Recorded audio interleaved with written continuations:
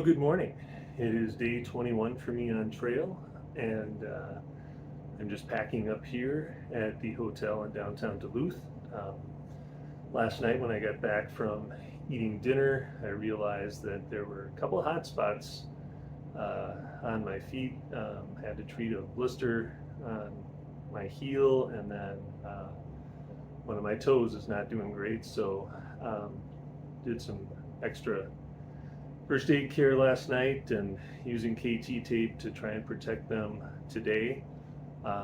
Today the plan is to head back to the trail and continue up onto the Skyline Parkway and make it to Spirit Mountain hopefully, and camp there, and then set up for getting to Jay Cook State Park and back to my car, and hopefully doing the out and back to complete the trip on Friday. So today the weather is about 15 to 20 degrees cooler than it was yesterday. So went back to the long sleeves, and hopefully that'll work out. And so I'm actually an hour earlier than packing up than I was the last few days. So hopefully that'll give me time to get there and safely and have a good time, because I know the climb coming up is going to be pretty big.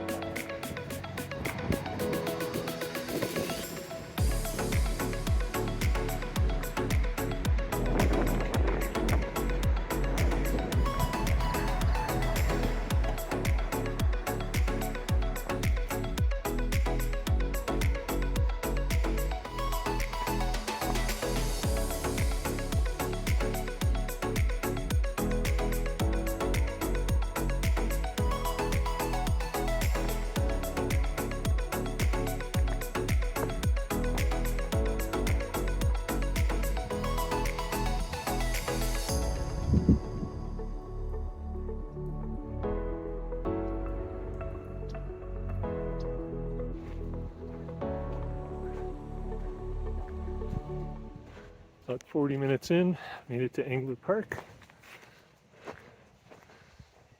On about 1.8 miles, which, considering most is uphill, feels pretty good.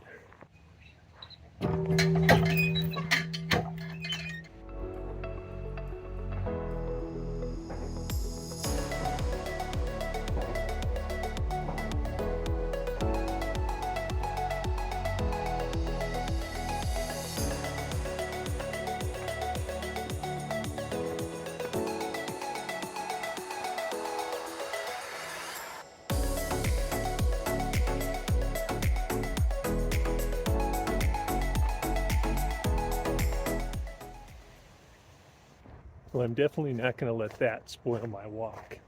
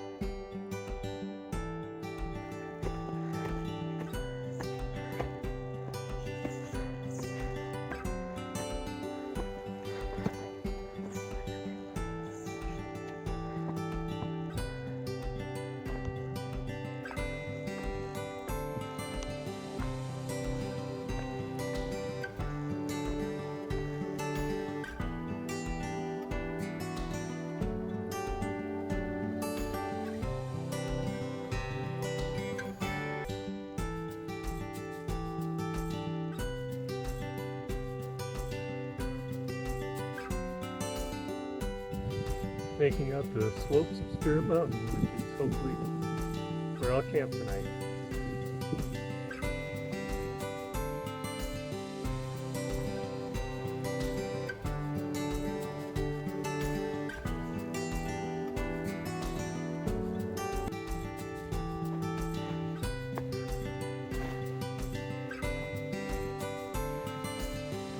Well, as I'm heading along here, I just ran into a fellow thru hiker who went southbound to Duluth and then got a ride to the Southern Terminus and is finishing up today. His name is Cobweb, and he's also an Appalachian Trail thru hiker. And so it was great to meet him and learn about his journey, and best wishes to you as you head back from Duluth, and congratulations on finishing another thru hike.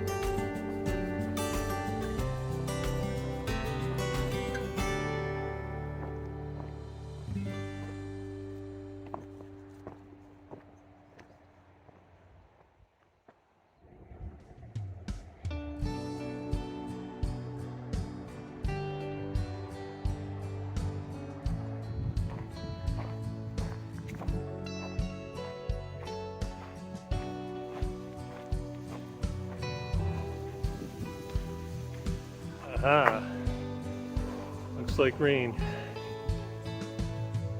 Let's see where we end up here.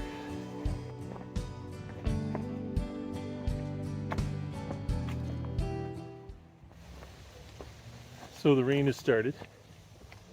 It's right around noon, so I'm not quite 4 hours in, but only have gone 7 miles, so really slowed down my pace there. Must have taken it out of me going up those hills. So as we're progressing, I'm trying an experiment. First day I didn't wear a coat and got soaked. Today I'm going to try and see if having the coat on helps. But this may be a short rain. So the other thing in the sign-in book back there by the bridge, Josh, who I'd camped with a couple nights, is signed in and said that he is attempting to go 28 miles today to Jay Cook and then finish up tomorrow. So I hope weather holds out and he can make it. If you do, Josh, well, either way, Josh, congratulations and best wishes to you as you start your new career. And it was great meeting you on trail. Looks like the rain is moving off to the east.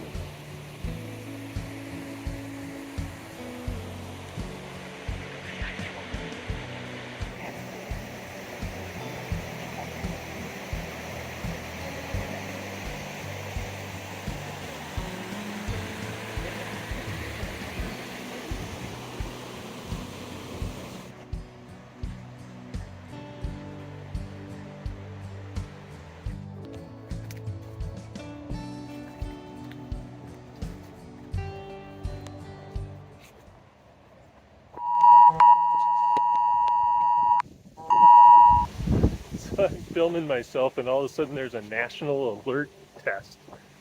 Wow. I'm okay. So I didn't really plan things out very well today. I did want to stop and resupply, and also to maybe get some more leukotape or KT tape for my feet to help make it through the end, and then planning on things as you go through Duluth, from downtown to I-35 here. There are not a lot of services. Like Miller's Creek and Keene Creek are probably the best water sources, because you're not going to find water, not going to find bathrooms. I mean, beautiful parks and stuff, but if you're southbound, make sure that you get all your supplies. Like there's a super one off of 14th on the north side. Make sure you do that. So right now I'm going to head down this road for a little less than a mile, and try and pick up some supplies and things, and then head back to the trail and keep going to Spirit Mountain.